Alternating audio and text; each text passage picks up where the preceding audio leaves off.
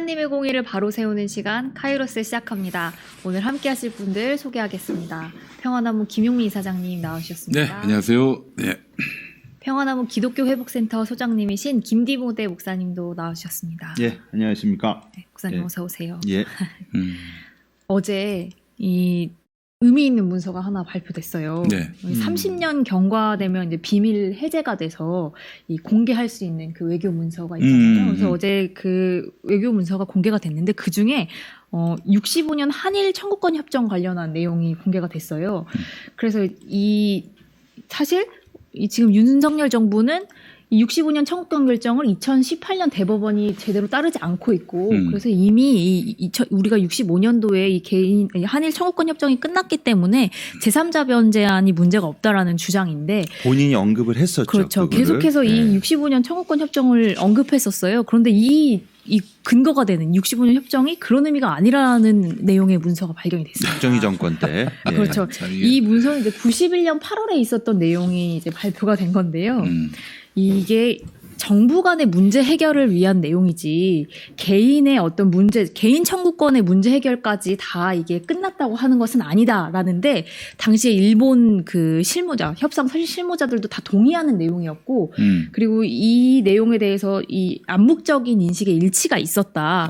따라서 2018년 대법원의 판결까지 이 65년 청구권 협정부터 2018년 대법원의 판결까지 이 개인의 어떤 보상에 대한 이 청구권은 살아있는 것이다라는 게 한 흐름으로 이어진다라고 볼 수 있게 된 거거든요. 이게 전 세계 어느 나라 보더라도 그 국가 간의 말하자면은 협정과 개인의 기본권 침해와 관련한 문제는 그게 결부될 수가 없어요. 이것도 그렇죠. 전체주의 국가도 아니고 말이죠. 말이 안 되는 얘기고, 이거는 뭐 한일 청구권 협정 65년 그때 네. 합의로 다 끝났다라고 말하는 것 자체가 굉장히 야만적이고 무지하기 짝이 없는 그런 견해입니다. 예, 그렇기 때문에 이건 뭐 사실 놀라운 게 아니에요. 예. 외교부가 이 오의 이자가 아니라 일본의 외교부라고 요즘 불리고 네. 있는데요. 그 외교부와 이 윤석열 정부의 이 주장을 완전히 속 시원하게 뒤집는 아니요, 문서가 아닐까. 솔직히 얘기하자면은 우리나라 외교부는 친일은 아닙니다. 친미예요. 그 대통령이 지금 친일 정도가 아니라 친외라서 그런 건데, 그래서 사실은 지금 대통령실과 이 외교부 사이에 갈등이 빚어졌고 외교부가 이번에 김성한 아웃과 함께 철퇴를 맞았다 이런 견해도 있거든요. 예. 그렇기 때문에 여간 참 이 정부의 지나친 이 대일 그 좀 굴욕 외교는 윤석열 때문이다 이렇게 보시면은 정확합니다. 예. 네, 아주 타이밍이 기가 막히게 외교부 비밀 문서가 예. 공개가 됐어요. 그 예. 비밀 문서에 의하면 네. 지금 우리나라 대법원에서 지난 2018년에 일제강점기 당시에 네. 신일본 제철에 강제로 끌려가 노역한 이 피해자분들한테 이제 대법이 일본 기업이 네. 1억씩 위자료를 배상해야 된다라고 판결한 이 판결의 방향과 그 기밀 문서에 대한 방향이 일치한다는 것이죠. 그렇죠. 65년 청구권 협정에서 개인 간의 이 문제 해결을 얘기한 게 아니기 때문에 2018년에 얼마든지 그런 그게 나왔던 판결이 상식적이다라고 볼 수 있다라는 건데 이 제3자 변제안을 철회하라는 공동 성명이 이 대한성공회와 일본성공회에서 함께 나왔어요.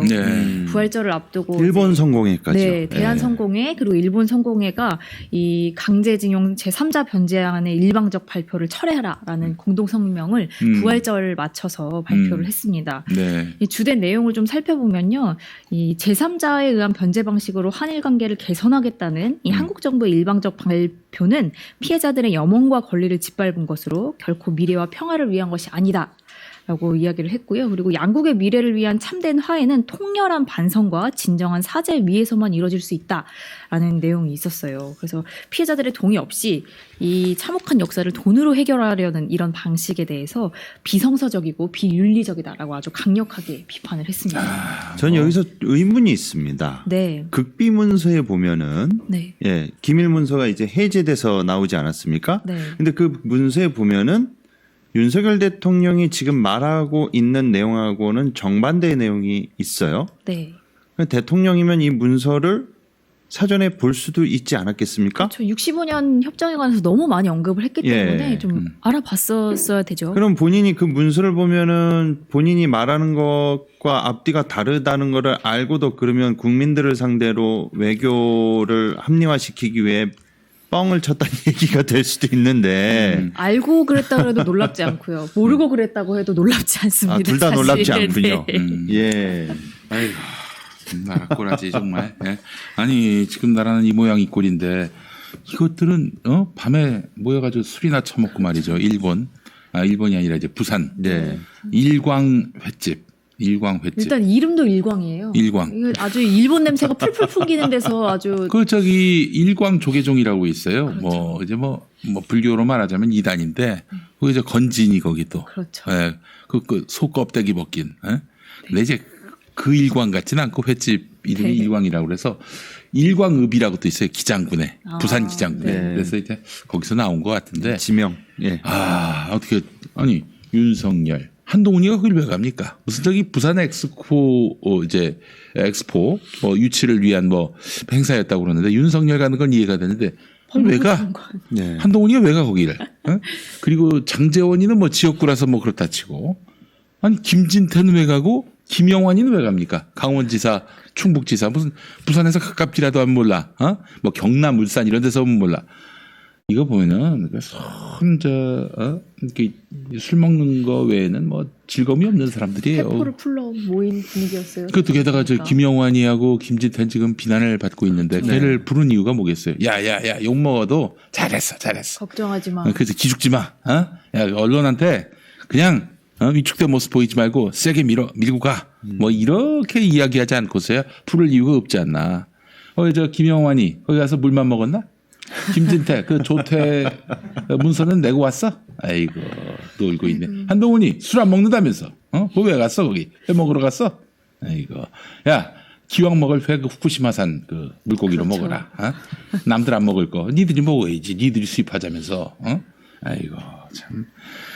그래서 그나마 그래도 일본 성공회와 한국 성공회, 대한 성공회가 함께 이 공동성명을 냈다는 데서 큰 위로를 받았습니다. 네. 저희 한일 성공회가 요구사항을 좀 구체적으로 3가지 적었는데요.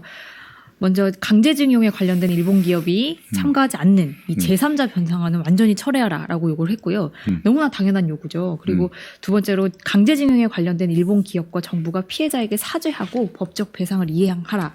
라는 내용, 또 한일 양국 정부는 피해자의 고통과 요구에 답하고 동북아시아 평화를 위해서 노력하라라는 이 성명을 냈습니다. 사실 이 한일 양국 성공회가 1984년 이후로 계속해서 일본의 진정한 사죄를 바탕으로 한 한일 관계를 만들기 위해서 이 치유와 화해를 위한 프로젝트를 계속 이어오고 있다고 해요. 그 어느 교단에서도 보여주지 않는 정말 필요한 내용이 아닐까 싶은데요. 그래서 이번 부활절 성명도 그중 그 프로젝트 중에 하나라고 합니다. 그냥 뉴스만 보면 맨날 속 답답하고 이게 일본 신문인지 어디 신문인지 모르겠었는데 이 성명서 보면서 많은 위로를 받았던 한 주였습니다. 예, 제가 이 얘기를 네. 제 아들하고 좀 나눴습니다. 네. 이 제3자 변제안에 대해서. 네, 6학년이라고 했나요? 이제 올해 중학생이 중학생이 됐습니다. 됐군요. 네. 예. 근데 제가 이 윤석열 대통령 얘기를 빼고 네. 이렇게 누가 했다라고 하니까 미친놈 아니에요 그러면서 그렇죠. 그 일본 스파이 간첩 아니야? 이렇게 얘기를 해서 제가 이제 윤석열 대통령이라고 얘기를 해주니 뜨악 하더군요.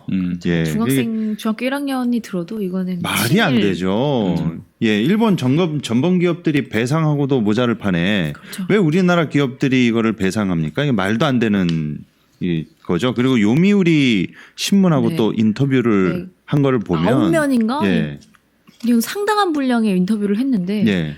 다 그 내용들이 다 일본의 이쁨을 받기 위해서 하는 것 모든 그런 그 내용이 다 일본 극우가 나를 좀 봐줬으면 하는 내용 같았어요. 우리나라 대통령으로서는 할 수 없는 말들이 많이 실렸더라고요. 그러니까 이게 사실관계는 확인해 봐야 되겠지만 또 네. 대통령실에서 어떻게 얘기를 네. 하는지 이 제3자 변제안이 마치 내 아이디어다. 그렇죠. 라는 식으로 아주 오래전부터 네. 내가 법조인으로서 이 한일 관계 문제 해결을 위해서 오래전부터 내가 생각해오던 안이다라고 네. 소개를 했어요.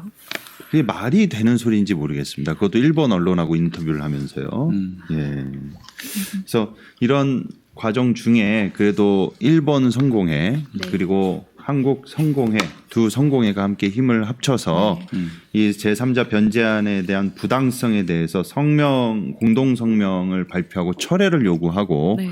그리고 이런 내용을 천명한다는 것 자체가 이게 단순히 우리나라 그 교계에서만 하는 게 아니라 일본 교계랑 같이 뜻 있는 네. 분들과 손잡고 하는 것 자체가 참 의미 있게 다가오는 것 같습니다. 예. 독일에서 이루어졌던 그 반성이 일본에서 이루어진다면요, 우리도 얼마든지 미래를 위한 구상을 해볼 수 있겠지만 과거를 제대로 청산하지 않고 절대 미래를 이야기할 수 없다는 그 박노해 시인의 시가 한 편 있습니다. 아주 짧아서 제가 소개하고 싶은데요. 과거를 팔아 오늘을 살지 말 것, 현실이 미래를 잡아먹지 말 것, 미래를 말하며 과거를 묻어버리거나 미래를 내세워 오늘 할 일을 흐리지 말 것. 아, 좋습니다. 박노해 시인의 경계라는 시인데요. 오늘 윤석열과 윤석열 정부에 꼭 들려주고 싶은 시가 아닐까 싶습니다. 네. 이것들은 이야기할 가치가 없는 악당들이기 때문에 그냥 제가 봤을 때는 이 시가 사치입니다. 그들한테는. 저 일단 시라고 하면 듣지도 않을 것 같아요. 네. 뭐시? 그럴 것 같은데요. 술이라고 하면 모르겠지만 시는 싫어합니다. 술에서 술 따르면서 읊조리는 이 시처럼 읊어줘야겠습니다. 예. 또 지난 4.3 때 또 네. 윤석열 대통령이 불참했다고 하죠. 계속해서 이 대통령의 역사 인식이 문제가 되고 있는데요. 제주 4.3 추념식에 불참을 하고 야구장에는 갔단 말이에요. 이 제주 4.3을 후보 시절에 찾았을 때는 제주 4.3 특별법 개정안까지 언급하면서 이런 아픔을 잘 치유하는 게 국가가 해야 될 일이다. 그래서 무고한 희생자의 넋과 국민 함께 무고한 희생자의 넋을 기리기 위해서 국민과 함께 따뜻하게 보듬겠다라는 글을 남기기도 했었는데요. 그러나 첫 번째 이 4.3 추념식 취임하고 첫 번째 4.3 추념식에 불참했어요. 그러면서 일본 또 미국 해외 방문 일정이 많기 때문에 국정 업무 일정으로 참석이 불가능하다 이런 의견을 냈는데요. 제가 지금 대통령실 홈페이지 들어와서 4월 3일 일정을 보니까 이렇게 아무런 일정도 없습니다. 예, 굳이 일정이 있다면은 4월 2일 밤에 술 퍼마시고 숙취 해소 그 시간이 비공식적으로 있었는지는 모르겠습니다만 4월 3일을 하얗게 비웠습니다. 바로 이틀 전까지만 해도 대구에서 열린 이 대구랑 그 NC 개막전 시구를 했단 말이에요. 그래서 이제 삼성이 아주 대패를 했는데 0대8로 대패를 했고 그 개막전 때 점수를 안 낸 팀이 유일하게 삼성이었습니다. 그렇죠. 5경기가 있었거든요. 서울 고척 그리고 잠실, 인천, 수원 아주 가까운 곳에서도 이 개막전이 동시에 열렸는데 굳이 5경기 중에 가장 먼 대구까지 내려가서 시구를 해가지고 모든 이 전문가들이 NC가 지고 삼성이 이길 거라고 예측을 했는데 삼성에게 대패를 안기고 돌아왔습니다. 홈 경기인데 삼성의 홈 경기에서 또 그렇게 많은 전문가들이 다 이길 거라는 예상을 아주 박살을 내고 돌아왔습니다. 그런데 원래는 그 당선 직후에도 4.3 추념식에 참석을 했었거든요. 그런데 이 출범 이후로 4.3에 대한 태도가 완전히 달라집니다. 윤석열 대통령이 지난해 12월에 임명했던 진실화해위원회 김광동 위원장. 이 위원장은 무슨 말을 했던 사람이냐면요. 4.3 사건은 본질적으로 김일성과 박헌영이 대한민국을 마저 공산화하기 위해서 일으킨 일이다라고 주장해서 논란을 빚었던 인물이에요. 일단 이 사람은 진실과 화해위원회에 속하면 안 되는 인물입니다. 이런 주장을 했던 사람이라면. 그리고 이 사람은 아주 오랫동안 이런 입장을 고수해온 사람이에요. 2014년부터 한국논단 기고에서 4.3을 반한, 반미, 반유엔, 침공투쟁이라고 주장을 했고요. 희생자들도 도민 유격대에 의해서 발생하게 된 거다라고 주장을 했어요. 도민 유격대가 죽였다? 네. 아유. 이런 말도 안 되는 주장을 하는 사람이 진실화해위원회 위원장이 된 거고요. 또 지난 1월 달에도 막말을 해서 또 지난 1월 달에도 이 윤석열 정권의 윤석열 검찰에서도 기가 막히는 일이 있었는데요. 제주 4.3 당시 법원에서 이제 징역형이 선고됐던 이 수용인에 대해서 법원이 재심을 결정했던 일이 있었습니다. 그래서 많은 분들이 이때 억울함을 벗을 수 있는 기회를 얻었는데 이게 불법 군사재판에 의한 수용인만 해당되는 게 아니라 일반 재판 희생자들도 모두 재심하라라고 이제 재심 개시 결정이 내려졌었어요. 그런데 윤석열 검찰이 이에 대해서 반발하고 항고를 합니다. 근데 항고 사유를 또 알아보니까 뭐 어떤 법적인 이 의미나 또는 이 문제가 있어서가 아니라 절차적 정당성에 문제가 있다. 뭐 실체적인 진실하고는 상관이 없어요. 이 사람들은 이 진실이 무엇인지 관심이 없습니다. 절차적 정당성이 이 문제가 있다라고 하면서 문제 제기를 했고 계속해서 이런 흐름을 지금 국회의원 태영호 씨가 아주 제대로 보여주고 있죠. 4.3 사건은 김일성의 지시로 촉발됐다라는 발언을 해서 문제가 됐는데 내가 이 발언에 대해서 어떤 점을 사과해야 되는지 모르겠다라는 뻔뻔한 태도를 보이고 있어요. 근데 문제는 이런 발언을 지금 국민의힘 최고위원이 하고 있는데도 이런 발언에 대해서 문제 삼지도 않는다는 거죠. 그러니까 지금 이런 기조와 이런 분위기가 이 정권에서 계속 흐르고 있다라는 거예요. 해방 이후에 네. 그 남로당 활동의 개입성 여부에 대해서는 네. 이미 객관적 사실과 역사적 팩트가 확인된 사안입니다. 그렇죠. 근데 보도연맹서부터 4.3 여순 항명 사건에 이르기까지 네. 누가 뭐 남로당이 개입 안 했답니까? 했다 하더라도 그것은 엄연한 국가 폭력이었고 그렇죠. 학살이 자행된 것이다. 그렇기 때문에 국가는 이에 대해서 책임을 지고 사죄하고 배상해야 된다.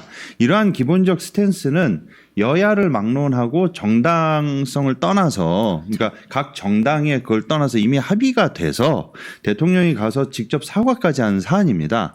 근데 제가 봤을 때는 뭐 모든 분들이 느끼시겠지만 윤석열 정권이 딱 들어서기 전에는 어떻게 해서라도 그 중도층 을 얻어야 되기 때문에 이런 행보를 하다가 이미 딱 1년 정도 집권해 보니까 자신을 지지해주는 세력들이 그 반공적인 구구 세력이니 어차피 중도층은 자기네들 지지해줄 거 아니니까 그냥 그거 버리고 이미 우리를 지지해주는 그 두터운 지지층을 결집시키자. 그런 목적으로 가지 않은 게 아닌가 그런 생각이 듭니다. 그래서 오히려 시구할 때는 그 대구까지 내려가잖아요. 그렇죠. 대구 예. 시장만 5번을 갔다고 해요. 예. 대구까지. 예. 그래서 그런 행보가 아닌가 싶습니다. 대구보다 제주가 가깝죠. 비행기 타면은 네. 1시간이면 가니까. 일단은 그 4.3과 관련해서는 역사적 이 성격 규정이 분명히 이루어졌습니다. 박근혜 정권 때 국가 추념일로 지정을 했어요. 네. 박근혜 정권 때, 딴 정권도 아니고 박근혜 정권 때. 이게 뭐냐면은 남로당 분명히 그 부분도 있습니다. 그 뭐 역사적으로 없는 사실이다라고 말하는 게 아니라 중요한 거는 제주도민 절대 다수가 여기에 그 항거를 했던 것이고 그 주장이 남로당 주장하고 같다고 해서 또 남로당이 선동한 부분이 있다 하더라도 그게 그러면은 민간인 학살이 그 정당화됩니까? 제주도민 10분의 1이 죽었는데 그게 정당화돼요?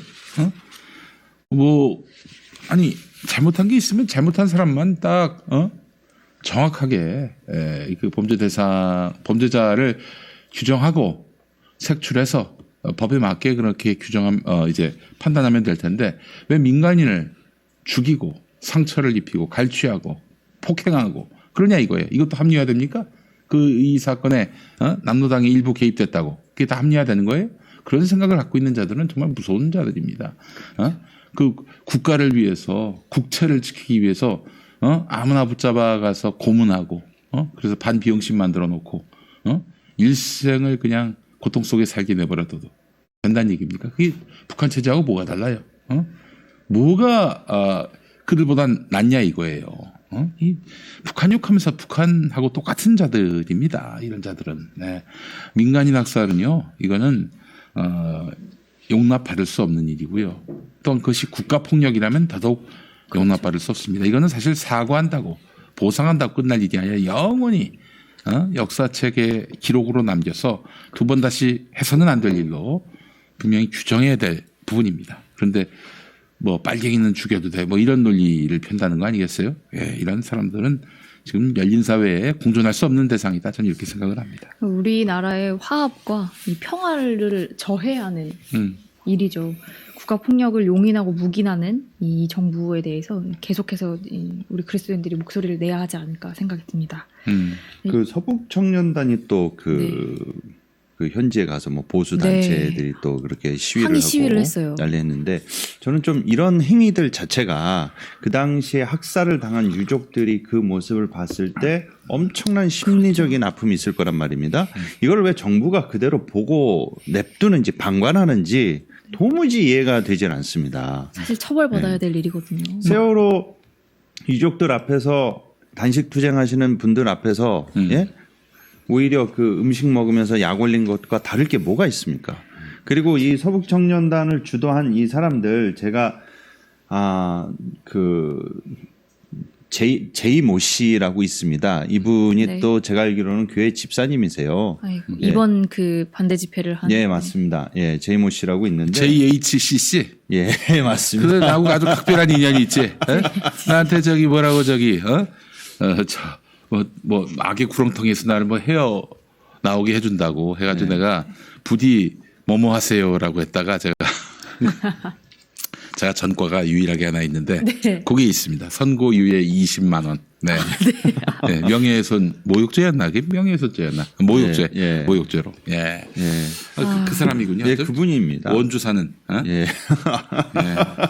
디테일하게 아주 잘 알고 계시는군요. 왜냐면 나를 고소했으니까 법정에서도 한번 봤어요. 예. 네, 그러니까 지금 현대 옛날에 그 악명 높고 네. 서북청년단이 자행한 그 학살에 대한 내용은요 상상을 초월합니다.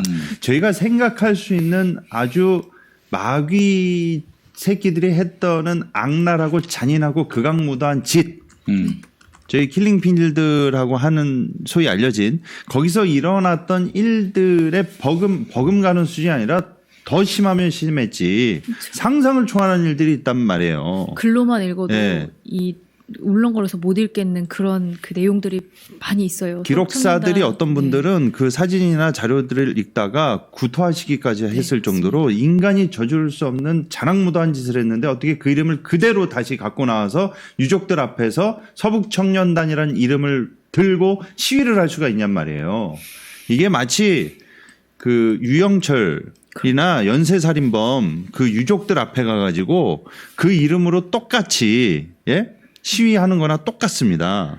그러니까 이런 미친 짓을 하지 않는 이상 예?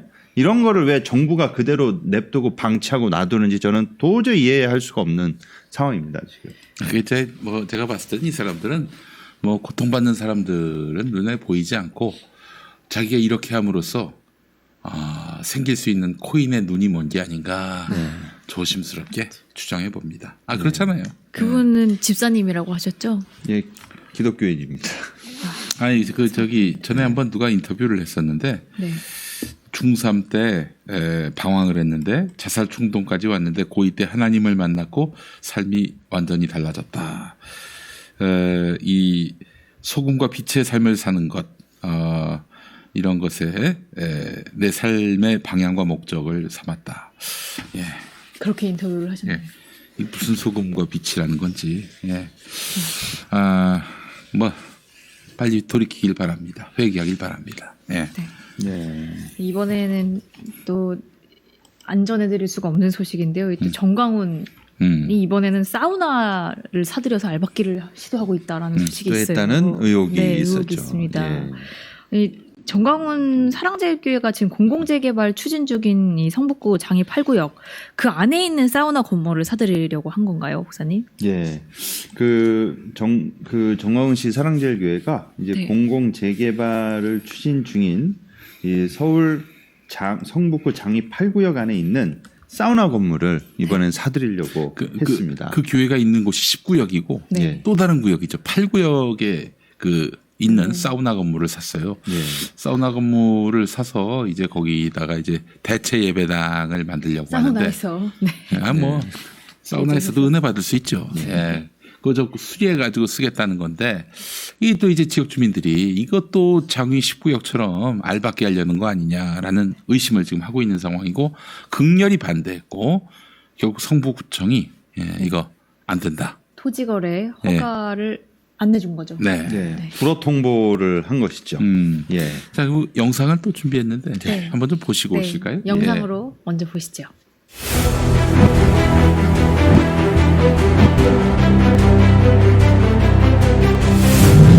사랑제일교회가 180억 원을 주고 사들이려 한 사우나 건물입니다.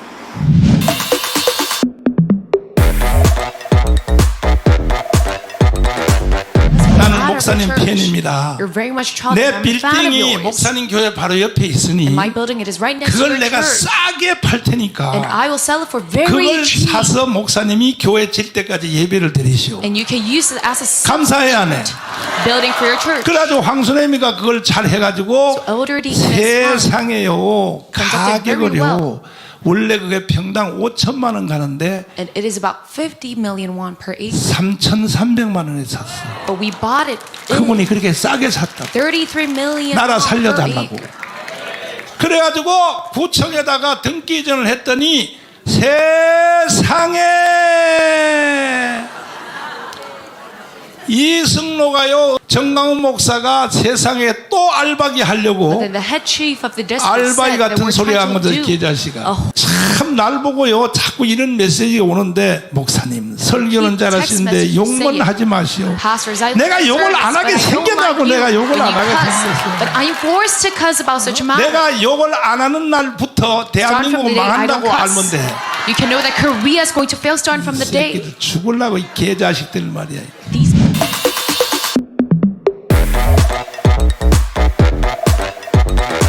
사랑제일교회 측은 지난 16일 장이 8구역 내에 있는 지하 2층, 지상 4층 규모의 사우나 건물과 주차장에 대한 토지 거래 허가 신청을 성북구청에 접수했습니다. 거래 가격은 180억 원대로 알려졌습니다. 이에 대해 장이 8구역 조합 측은 교회 측의 알박기 의혹을 제기하며 반발하고 있습니다. 앞서 사랑제일교회 측이 장이 10구역 재개발 과정에서 철거 보상금을 두고 10구역 조합 측과 극심한 갈등을 빚은 전례가 있기 때문입니다. 8구역 조합은 이 같은 일이 또 반복될 것을 우려하고 있는 겁니다. 반면 사랑제일교회 측은 알박기가 아닌 정상적인 교회 대체 부지 매입이라며 반박하고 나섰습니다. 10구역 재개발로 다른 곳에 교회 부지를 마련할 수밖에 없는 상황에서 가까운 8구역에 있는 건물을 선택했다는 겁니다.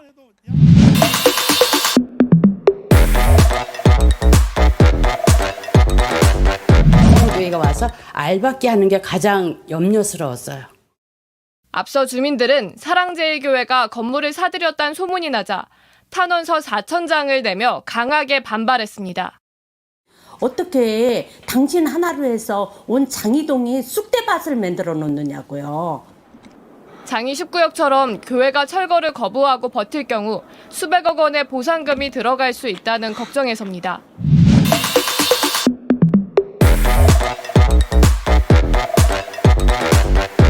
재개발 예정 지역이라 허가가 필요한데 구청은 최근 이 거래를 허락하지 않았습니다. 법이 정한 주민복지시설이나 편의시설이 아닌데다 생활 환경을 중대하게 침해할 우려가 있다는 판단입니다.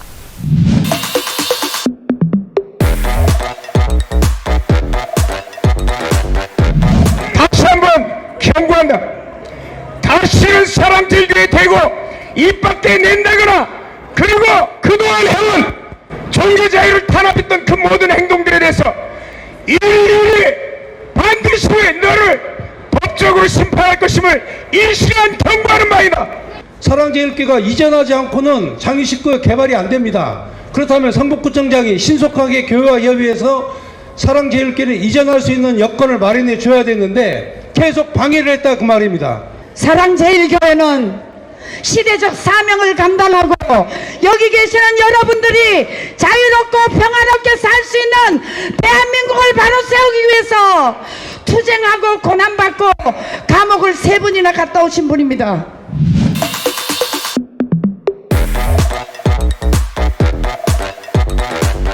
이성로는 반드시 사랑제일교회와 정강훈 목사님에게 사과를 해야 될 것입니다. 여러분, 사랑제일교회를 일반교회로 생각하지 마십시오. 사랑제일교회는 대한민국이 국가가 위기에 처했을 때 이 나라를 구하기 위해서 자신의 모든 재산과 명예와 그 어떤 것도 다 버리고 광장으로 뛰어나오는 위대한 지도자라고 생각합니다. 여기 계시는 여러분, 여러분들이 지금 우리가 와서 이렇게 집회하는 거 사랑제일교회만을 위해서 온 것이 아닙니다. 우리는 대한민국을 살리고 여러분들의 자유로 누리게 해주기 위해서 우리는 이렇게 와서 싸우고 있는 것입니다.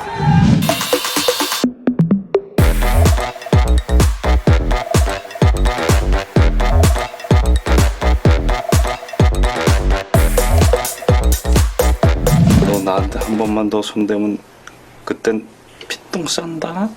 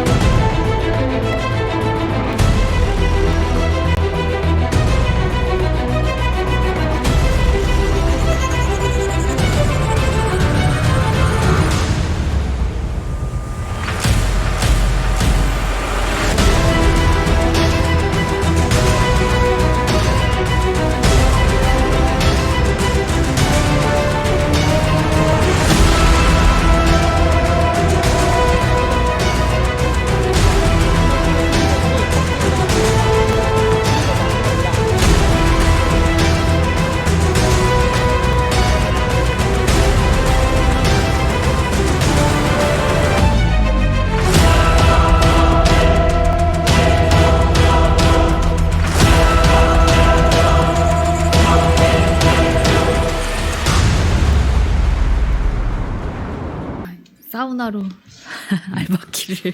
예.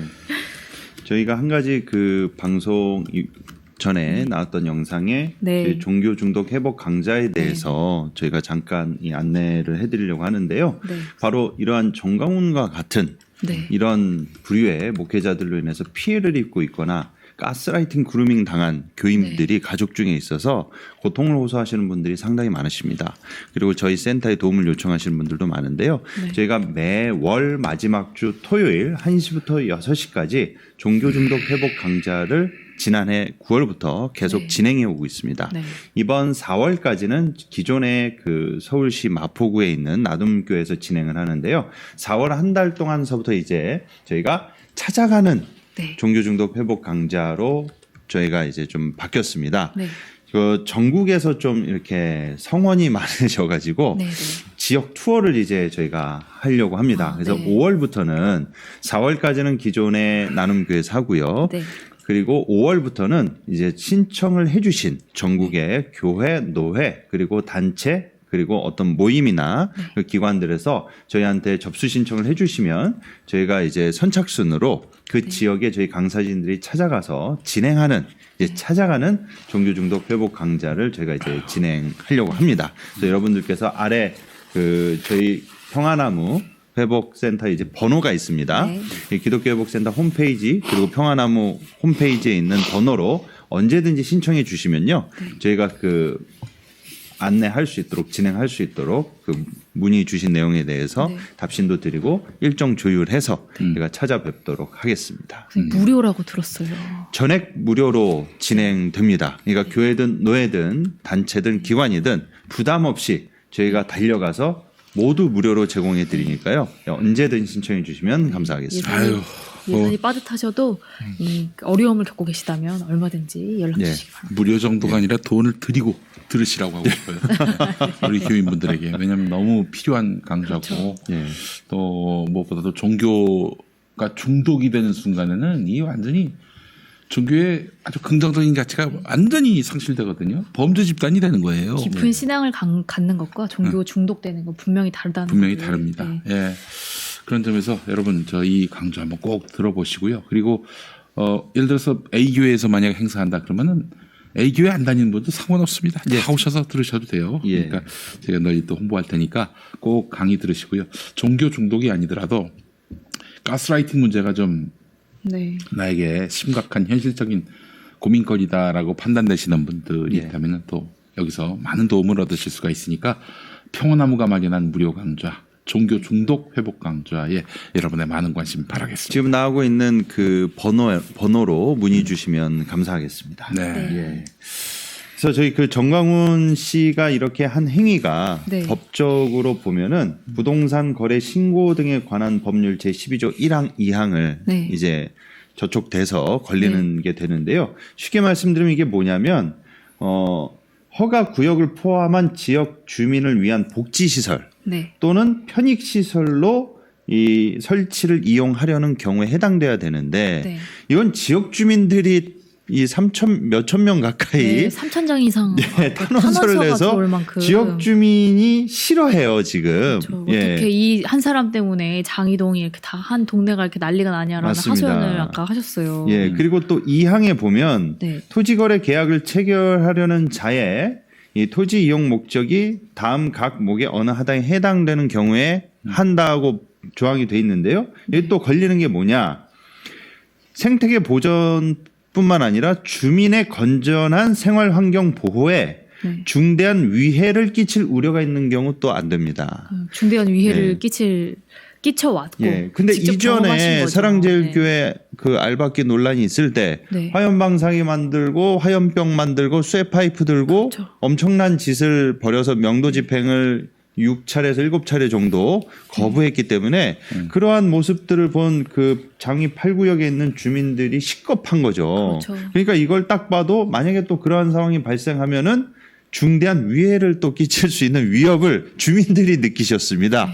그렇기 때문에 또 탄원서를 제출했는데 저는 좀 여기서 답답한 게 저렇게 주민들이 저렇게 거부 반응을 보이는데 네. 거기서 또 성북구청이나 성북구를 향해서 네. 이거를 관철시키기 위해서 저렇게 시위를 벌이는 행위가 과연 또 주민들한테 어떻게 작용할지. 그렇죠. 예. 장이동 분들은 진절머리를 치시더라고요. 이 장이 네. 시장이 코로나 때부터 이미 죽었고, 그리고 그 주민들도 계속해서 이 개발을 기다리고 있는 분들 어려움 겪고 있고, 계속해서 그렇게 위험한 화염 방사기, 화염병이 동네에서 날아다니고 어느 지역 주민이 좋아하겠어요? 정확하게 탄원서가 3,800장이네요. 아, 예. 저는 정말 사실 많이 들어왔네. 이 장면 보면서 좀 통쾌합니다. 예. 왜 통쾌하냐? 아, 너희도 한번 당해봐야지 이거였어요.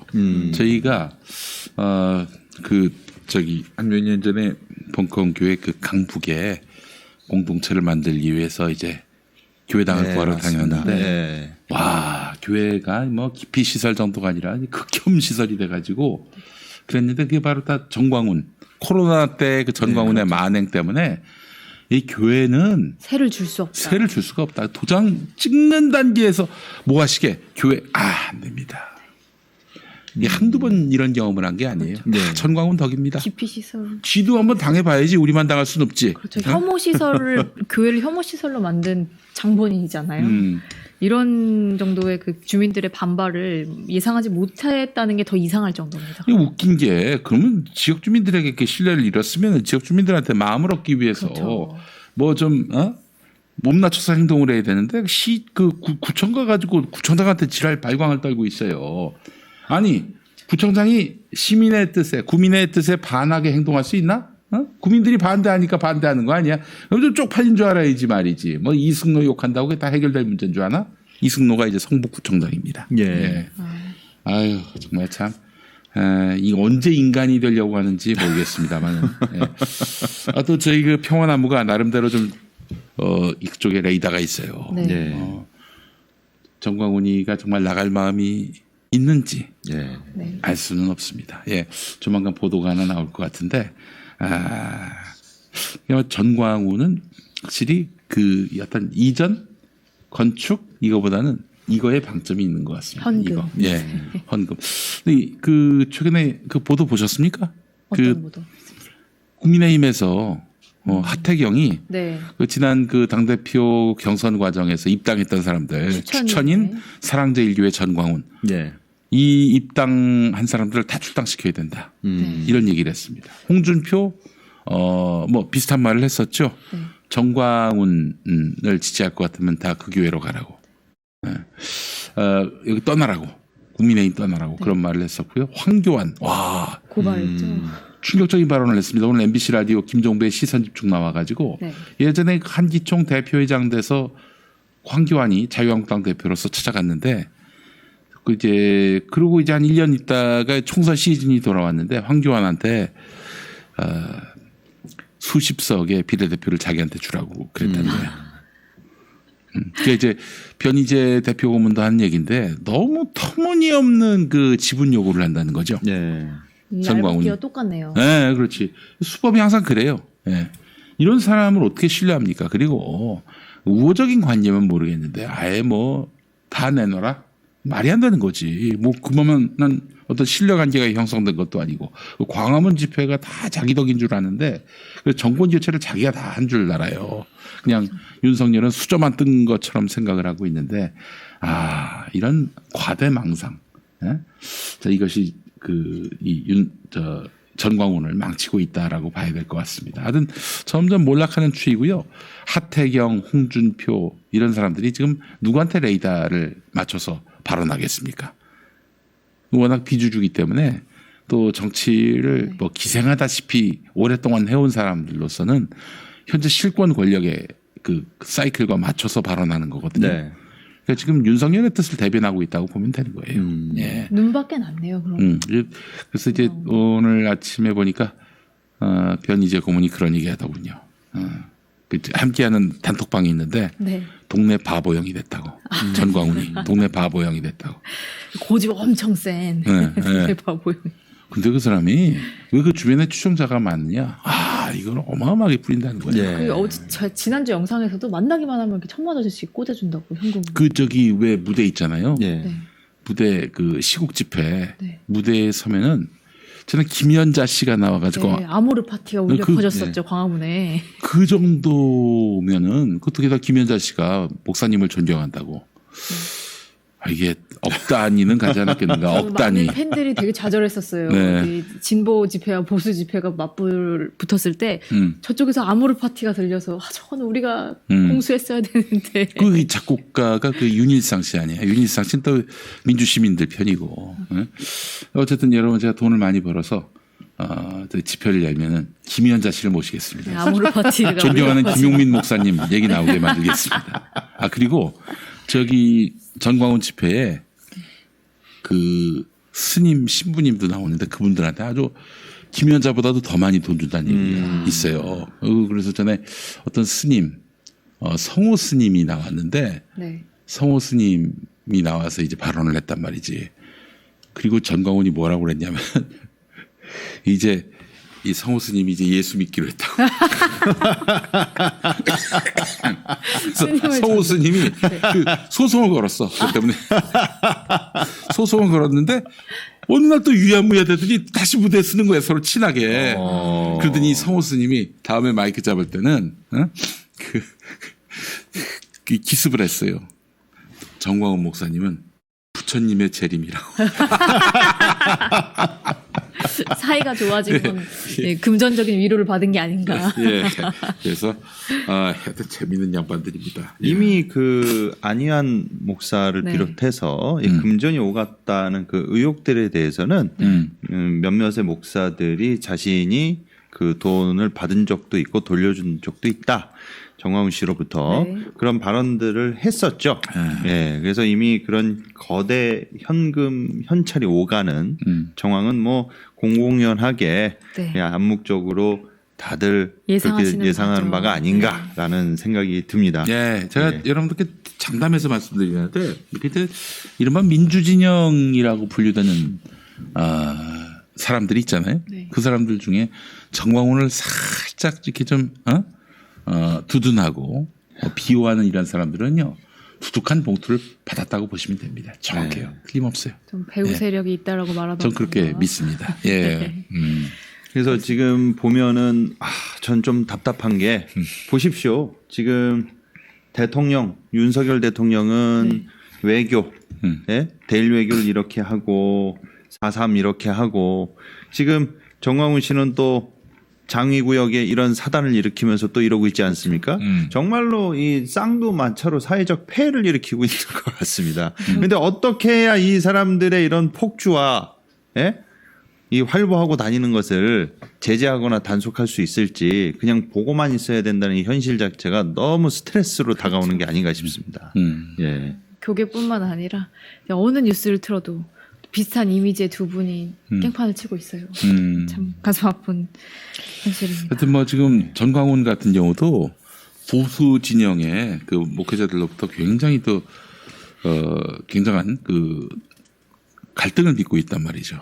적이 많아요. 적이 대단히 많은데 게다가 지금 윤석열과 뭐 가깝다고 자기는 주장하고 있는데 그다지 신통치 않고 자유한국당에서도 선긋기 바쁘고 이걸 봐서는 이제 뭐 바보 동네형으로 몰릴 흐름으로 지금 가고 있다라고 보면 되실 것 같고, 그 아직까지도 그 전광훈한테 줄 서면은 뭔가 좀 도움을 얻을 것이다라고 믿는 사람들이 있나 봐요. 예. 정신 차리시기 바라겠습니다. 그렇죠. 예. 하태경 정도 되는 의원이 예. 이 정광훈을 추천인으로 쓴 사람 다 내보내야 된다고 얘기했으면 어느 정도 그림이 나오네요. 그렇지. 이거 하태경이 그런 말을 함부로 못 하거든요. 그렇죠. 다 뭐 믿는 구석이 있기 때문에 누군가를 기쁘게 하는 그런 발언이라고 생각했기 때문에 그 발언을 하는 거예요. 그러니까 예. 사람이 분수를 알고 적당히 욕심을 부려야 됩니다. 여러분 보십시오. 옛날에 홍준표 의원이 국민의힘 경선 때 신천지 개입설을 얘기하면서 투덜대고 열받아 했단 말이에요. 그렇죠. 그런데 대구에서 신천지 10만 수료식 할 때 홍준표 의원의 스탠스를 보십시오. 또 어떻게 됐습니까? 자유 침해할 수 없다고. 신천지를 또 옹호하는 쪽으로 살짝 돌이키셨단 말이에요. 다 이게 정치적 표 계산과 이해관계와 손익계산을 하고 움직이는 것이다라고 그렇죠. 보신다면 보십시오. 지금 정광훈 씨가 맨날 막 큰 소리 치는 게 지금 국민의힘에 나를 추종하는 나를 지지하는 당원이 몇 명 들어가 있는지 알아? 지고 막 호통치고 막 그러잖아요. 국민의힘 의원들이 정광훈 씨 깎아내릴 때마다 아주 불같이 화를 내고 있죠. 그게 현실적인 어떤 역할이나 작용을 해서 그게 체감으로 다가오면은 정광훈 씨를 하태경하고 홍준표가 비판하겠습니까? 그렇죠. 이게 어떻게 보면은 사실상 큰 영향력이 없고 오히려 영향력 있는 것은 신천지이기 때문에 이런 모습을 띌 수 있다. 그리고 신천지는 최소한도로 이만희 씨가 이제 다시 공개석상에 드러내고 활동을 하는 거 네. 그거 정도 그러니까 우리를 건드리지만 않고 더 이상 우리의 활동을 제약만 하지 않으면 된다 수준으로까지만 해도 거기는 되는데 이거는 뭐 정광훈 씨는 뭐 의석을 요구하고 장관자를 요구하고 이렇게 계속 개입을 해서 분수도 모르고 욕심을 부리니까 이제 그 정도 했으면 됐다. 작작해라. 그 홍준표 씨와 하태경의 이런 게 그런 일종의 사인이 아닌가. 그런 생각이 들어요. 알아들어야 될 텐데요. 보니까 조합 측이 이 500억 합의금 말고도 735평을 주겠다고 했는데 건물까지 다 지어주는 거 빼고 500억이에요. 그러니까 이 500억이 건축비가 다 포함된 게 아닙니다. 거기에 부지만 735평을 준다고 했는데 또 이거 안 된다. 860평 달라 그랬고 860평 어려우면 아파트 두 채 달라. 이런 주장까지 했어요. 이런 요구를 이렇게 자꾸 무리한 요구를 하는. 아파트 두 채는 뭐야? 지가 살 집하고 저기 자식 주려고 했나? 아니면 뭐 딸도 있고 아들도 있잖아요. 걔네들한테 주려고 한 건가? 근데 참 이게 말이죠. 한국교회가 이런 전광훈 따위한테 이렇게 휘둘리고 이런 위신이 깎이고 말이죠. 예, 참 슬픕니다. 암담하고요. 예.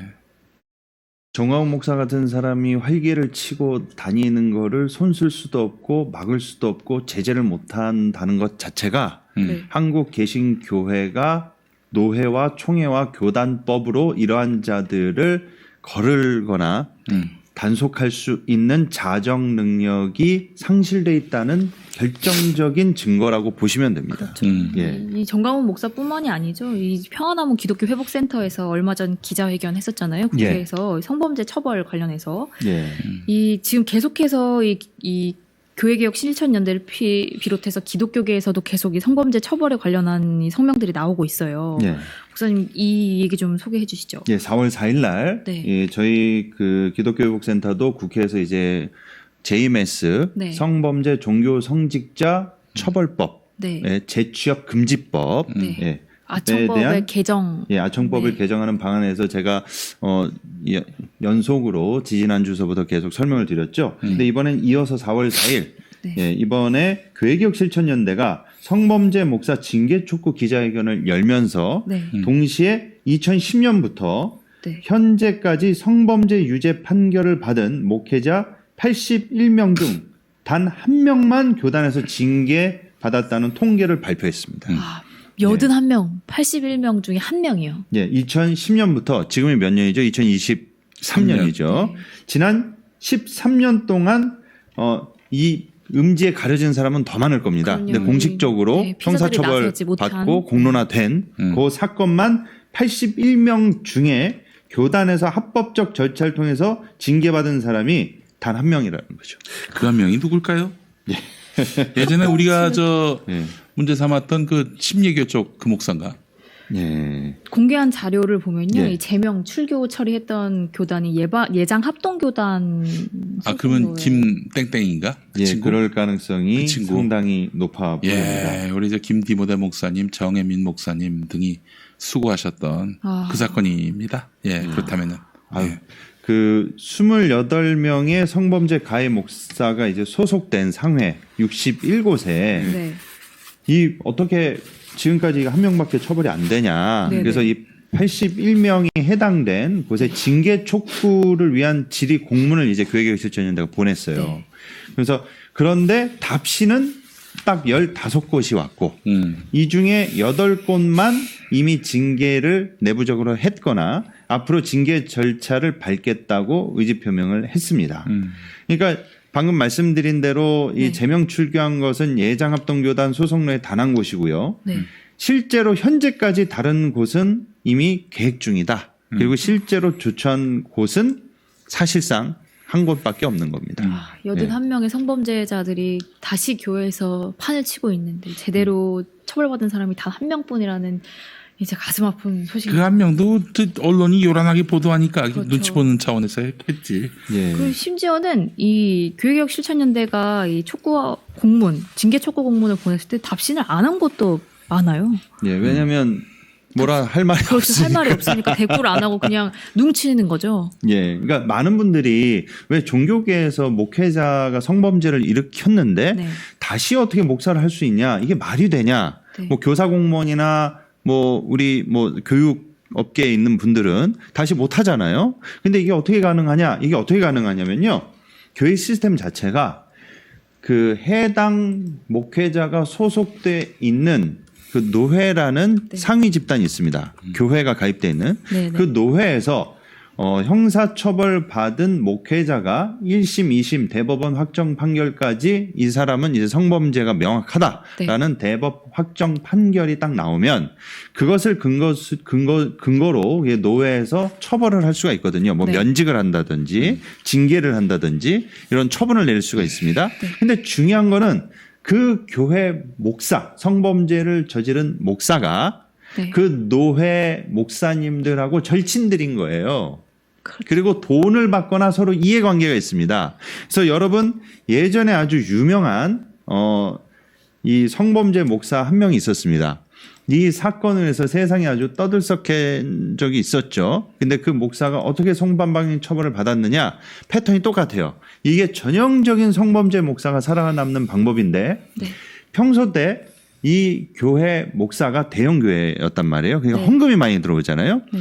헌금을 그 노회 회원들한테 평소 때 보험 들듯이 이렇게 선교비 명목으로 후원금 명목으로 그렇죠. 매깁니다. 몇십 년 동안. 그러다가 이제 자신의 성범죄뿐만이 아니라 어떤 비리가 드러나요. 그러면서 이게 사법 처리를 받아서 대법까지 확정 판결이 나옵니다. 네. 그러면 이 대법 확정 판결을 받은 것을 근거로 해서 자기가 교단 노회에서 면직 처분을 받거나 아니면은 징계를 받을 아주 강력한 징계를 받겠죠. 그러면 자기 목사 생활을 못 한단 말이에요. 그러니까 어떻게 했느냐? 자기가 지금까지 돈을 매겼지 않습니까? 네. 전화를 돌립니다. 어떻게 해 주실지 아시죠? 사면서 써달라고 그러고. 예. 그래서 네. 본인에 대한 이제 치리, 본인에 대한 징계 재판이 열릴 때 전화를 돌리면 이분들이 지금까지 받아먹은 돈이 있지 않습니까? 그러니까 솜방망이 처벌을 하고 면직 처리를 안 해주고 봐주자 이런 분위기가 형성되는 겁니다. 그렇죠. 이거 사실 이 교회 내 목회자에 의한 성범죄는 이 사건이 공론화되기까지의 과정도 상당히 어려워요. 왜냐하면 목회자가 이미 교회에서 권위를 갖고 있기 때문에 이 문제를 일으키는 사람이 목회자가 아니라 피해를 당한 사람 보고 분란을 일으킨다, 교회를 흐트러뜨리려고 한다, 심지어는 신천지다 이런 누명을 쓰게 되는 거죠. 예. 그러니까 이미 13년간 81명이라는 통계는 이미 가릴 것들은 다 이미 감춰지고 그래. 세상에 드러난 겨우겨우 드러난 몇 건만 가지고 이야기가 되는 거예요. 실제로는 더 많은 사건이 이 교회 내에서부터 이미 교회 내 여론에 의해서 덮이고 있다라는 거죠. 예. 그런데 그렇게 겨우 드러난 81명의 목사 중에 단 한 명만 제대로 처리가 됐다? 이거는 말씀하신 것처럼 교회 내 자정 능력이 사라졌다. 그래서 이 기자회견 때 그 네네. 교회개혁 실천연대 그 공동 대표이신 그 남호성 목사님이 네. 이렇게 말씀하셨어요. 목사들이 제대로 징계하지 않는 이유는 네. 나중에 본인이 걸릴 수가 있으니까 그런 것 그렇죠. 같다. 그러면서 법과 제도를 엄격하게 해야 되는데 엄격하게 해놨다가 나중에 본인이 걸려들면은 이제 낭패지 않습니까? 그런 게 아닌가 예측을 하는데요. 그러니까 또 이게 되게 모순적인 게 뭐냐. 불륜이나 성범죄에 있어서는 되게 솜방망이 처벌하거나 강력하게 이렇게 규율을 안 해요. 안 하는데 네. 동성애에 대해서는 엄격하게 단호하게 만든단 말이에요. 내가 걸릴 일이 없으니까. 걸릴 일은 일단 거의 없으니까. 그러니까 이제 성범죄와 불륜과 이제 도덕적 문제들에 대해서는 상당히 미온적 태도를 보이는 게 자신이 문제고. 없으니까. 예. 네. 그리고 교회 내부 문화도 거의 이제 지금 한국 주류 보수 교회들은 목사 중심 교회가 팽배하단 말이에요.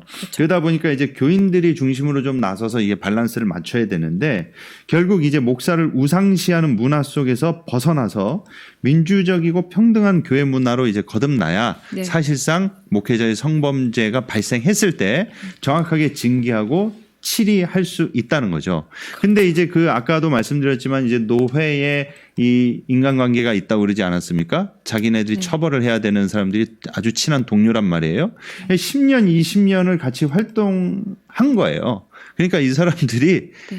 어떻게 차마 나는 제 징계하지 못하겠다. 이런 가해자의 이야기를 가해자 편에서 계속 듣게 되는 거죠. 그렇죠. 그러니까 이게 어떻게 보면은 이게 또 되게 웃긴데 그래서 예전에 명성교회 세습할 때도 네. 예, 김성환 목사가 총회 나와가지고 그동안 많이 맞았습니다라고 하면서 좀 울먹이면서 한마디 하니까 갑자기 분위기가 역전되지 않았습니까? 그렇죠. 예. 그래서 노회 총회 교단의 자체적인 자정 능력이 이걸 보십시오. 현실적으로는 개신교계 노회 총회는 자정 능력이 거의 상실됐다고 보시면 됩니다. 그래서 저희 평화나무 기독교회복센터가 네. JMS 성범죄 종교인 재취업 금지법을 만든 겁니다. 그래서 각 당에 저희가 전달했는데 총선을 앞두고 좀 부담스러운 입장인지라 일단 목회자를 처벌할 수 있는 법이라고 하면요, 그 내용을 자세히 들여다보지 않고 교계의 반발에 이 눈치를 볼 수밖에 없는 게 예. 정당인 것 같아요. 예, 맞습니다. 그래서 저희가 지금 저희 평화나무 기독교회복센터가 서명 운동을 하고 있습니다. 저 정당을 움직이는 건 이런 서명 이제 예. 국민들이 나서 주셔야 되는. JMS 같은 이단 사이비 종교 교주 그리고 기존의 성범죄 종교 성직자가 네. 다시 목사를 하는 거를 교단 차원에서 막을 수가 없습니다. 그래서 이러한 사람들을 재취업을 성직자 재취업을 금지하는 법안을 저희가 이미 만들었습니다. 법조인분들을 통해서 이미 세팅을 해놨어요.